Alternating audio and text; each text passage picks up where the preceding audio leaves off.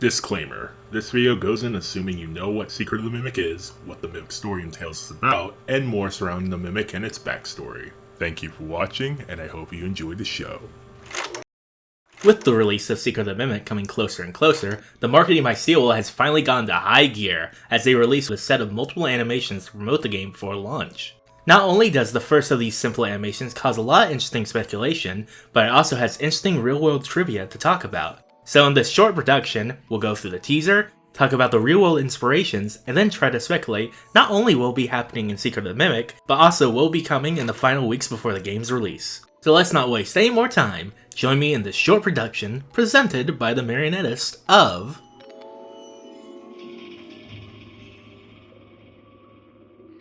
Stay Up Latte is an old commercial from the MCM Archives that advertises a coffee maker made by Murray's. The commercial has an office worker's plight of being tired after doing so much work, yet there is still more to do. Though its co-workers suggest Murray Co.'s newest invention, Stay Up Latte. A coffee machine that makes the perfect coffee according to our coffee habits. Always watching and learning. The commercial ends with the worker with piles of papers done on his desk as he's been up latte, with a laugh track following after as we get the slogan, "That's the Murray difference."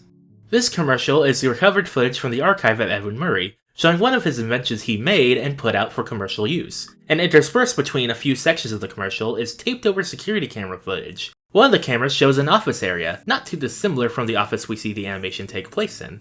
And the other camera shows what looks to be the animatronic character, Dolly, though any other details are too vague to fully make out. Overall, the first commercial about Stay Up Latte is a very odd commercial, especially with the way it's animated, or not really animated. However, this style of animation isn't just annoying or as quite a few people have said. This is called Syncro, which has a very interesting history. Syncro is a filming method that has static images mixed with moving ones, which, as seen in the commercial, usually is done to superimpose live-action lips onto the face of an animated character. Animation already takes a lot of effort, though mouth movements and lip syncing is one of the more complex aspects of animating, so Syncro was made to cut the most expensive section of animation out of the picture. This method was made by Edwin Gillette in the 1950s. Funny name similarity aside, this method of film was seen as a really low-budget cost-cutting measure. It was also seen as unnerving, unnatural to see very realistic lips on animated characters that were as frozen as a statue. The first big production to use this technique was Cambria's Productions' Clutch Cargo. In fact, Cambria seemed to really prefer the technique as they would use it in other shows like Space Angel and Captain Fathom. Though it seems they were the only ones really invested in the method. Due to its faults, it was quickly phased out in any serious productions, though it has lived on in many productions in the future, which, yes, includes Annoying Orange. Apple, hey! Though there's other notable examples, like the pirate painting in SpongeBob's intro, and probably one of the more reposted examples on Twitter being from Mr. Incredible and Pal's special feature on the 2005 DVD release of The Incredibles. There is also a similar method to Syncro used on Robot Chicken, where action figures are used with animated mouths, but it's not the exact same and is a variation of the original method. All of these are comedic related in use, which has been the use of Syncro in later times. The use of Syncro in the recent Secret of the Mimic teaser is actually really clever. It not only informs the viewer that it's an older time period by using an out-of-date animation method, but it also tells the viewer that this is a really low-budget production, and is meant to be comedic as seen with the coffee maker itself talking, but also the laugh track at the end. And Syncro's reputation of being a more uncanny animation method adds to the uneasiness the viewer feels even before the more creepy imagery comes in. Oh, and of course, the name of the guy who made the technique has the same name as the character they are currently adding depth to, but that could be a funny coincidence. Syncro is the perfect choice to represent and promote this game. Though what does this commercial actually mean for the FNAf game series and the associated entries? A good subset of the FNAf community seems to believe that this first short happens before Fazbear buys out Edwin's old company. After all, as shown in Five Nights at Freddy's and Tales from the Pizzaplex, Edwin made inventions like a robotic vacuum cleaner to help make people's lives easier as stated in this quote. So it would be logical to assume that this is the case here. After all, the first commercial has a coffee machine made to make you stay up late to finish a job. However, one detail in the animation itself may lead to the opposite being true. Each time we get an establishing shot of the office cubicles, we see a few things on the wall. One of these is a calendar, which, while helpful, doesn't really have anything notable to give us a direct date for. The more important items against the wall are these posters. The posters here are posters that have been made after MCM is created, not only because they have been shown in the factory itself, but also since these are specifically made for employees to follow, directly telling them that being late will cause fines, and to watch out for exposed wiring. It indicates that this is after the factory gains a workforce after the Mimic story shown in Tales from the Pizzaplex. Though doesn't this short go against Tales? After all, Edwin is seemingly still in control of the factory, despite it should now be under Fazbear's full ownership, not only said in the trailer, but also in the books themselves through this quote. Ron, a balding man with a beer belly, had waved a vague hand and said, "Edwin Murray left that place in quite a state when he disappeared a few months ago. The property reverted to Fazbear Entertainment due to a breach of contract." So does this mean Secret of the Mimic is actually a retelling of the Mimic, and Tales from the Pizzaplex can't be in the continuity of the games?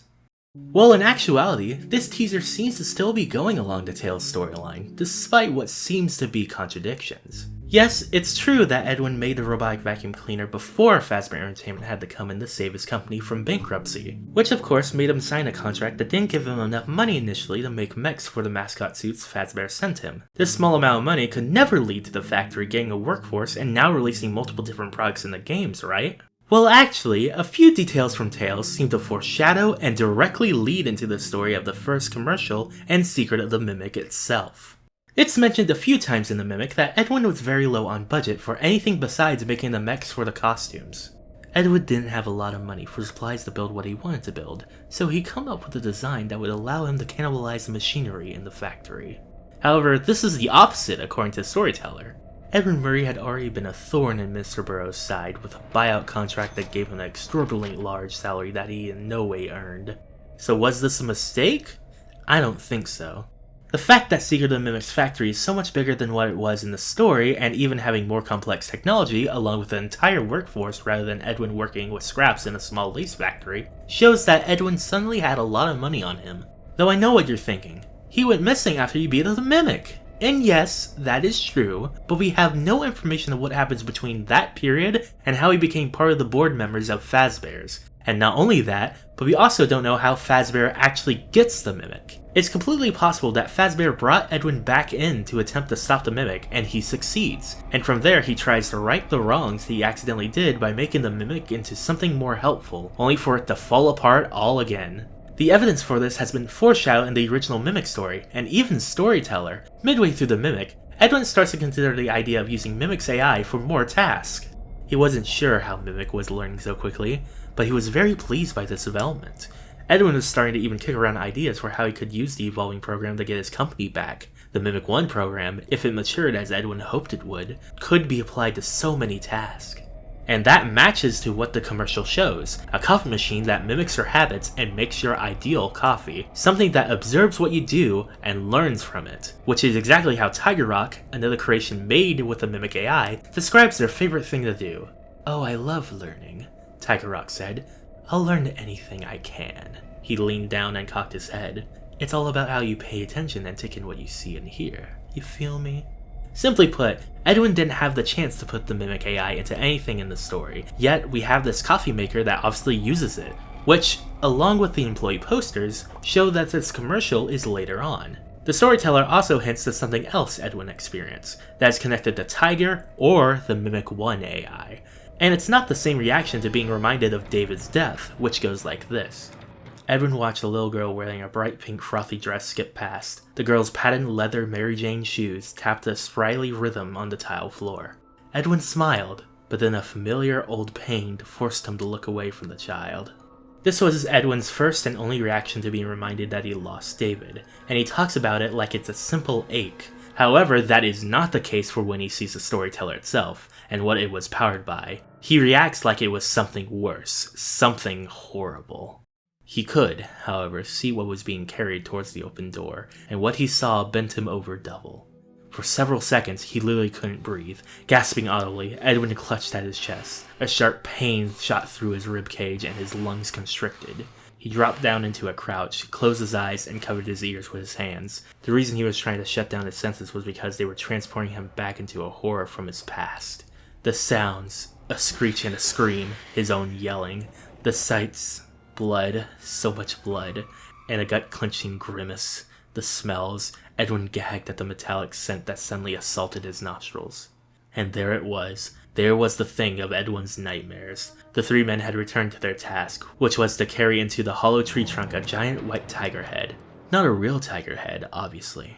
If the thing the men were hefting was a real tiger head, Edwin wouldn't be as rattled as he was. He thought. Rattled was an understatement. He had a full-blown, nearly untethered from reality meltdown. No disembodied tiger head would have caused that, unless it was this tiger head.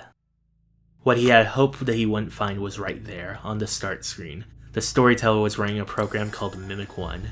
No, Edwin whispered. His worst fears were confirmed. It was happening again, and Edwin had no idea what to do about it.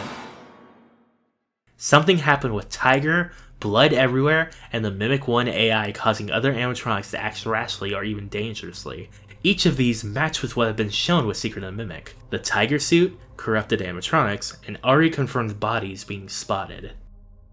Secret of the Mimic will be the missing hole in Tales that can't be explained with just the books, filling in the blank in the books just like the books have done for the games for years now, while also giving more context to Edwin and the Mimic's character before we head into the future of the series. So amongst the references to other FNAf games, keep an eye out for Edwin being brought back with a much better deal, leading him to make MCM with Fazbear's funds after dealing with his own creation.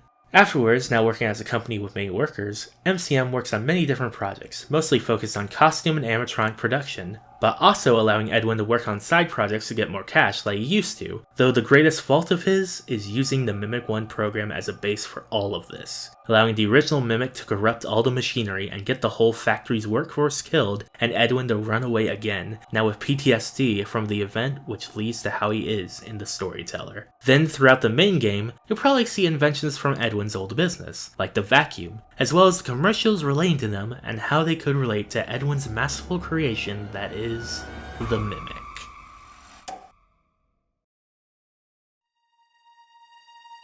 I hope you enjoyed the little bits of trivia, history, and speculation on what seemed at first to be a small teaser, but was something more. Now I want to credit all the sources I used that weren't stuff like the Syncro sources, which will be linked in the description below. And of course, I'm not the first one to think this theory up, so here's all the users I liked on Twitter who thought of it first. Those being Zarek5, Agony Addict, Sal, Personian, Freezy, Just Kronos, Logibob, and Brownie.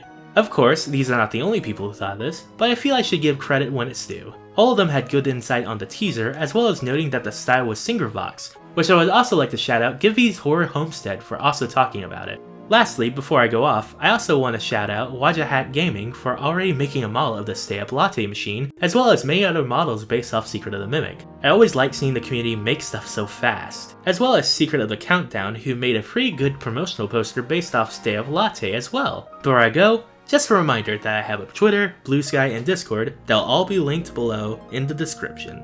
I hope you enjoyed the show, and I'll see you all in the next premiere.